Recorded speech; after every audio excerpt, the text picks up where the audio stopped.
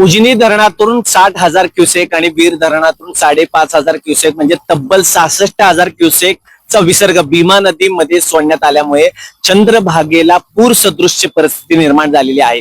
आणि पुणे 5 ही NDRF ची team त्यामुळे पंढरपूरमध्ये येथे दाखल झालेली आहे. 30 सदस्य आहेत या टीम मध्ये आणि त्यांच्याकडनं भाविकांना नागरिकांना सूचना देण्यात येत आहेत की पाण्यात नदी पात्रात उतरू नका, जेणेकरून कोणाचा जीव धोक्यात जाऊ नये.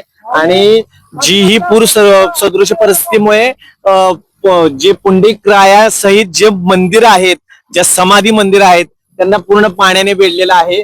आणि आज मानाच्या पालख्या ज्या पंढरपुरामधनं परतीचा प्रवास सुरू करतायत, तेव्हाच नेमके ही पूर सदृश परिस्थिती निर्माण झालेली आहे. पुणे आणि पाणलोट क्षेत्रामध्ये जो काही पाऊस होईल त्याच्यावर पुढील परिस्थिती असणार आहे. मात्र सद्यस्थितीमध्ये पंढरपूरमध्ये पूर सदृश्य परिस्थिती आहे.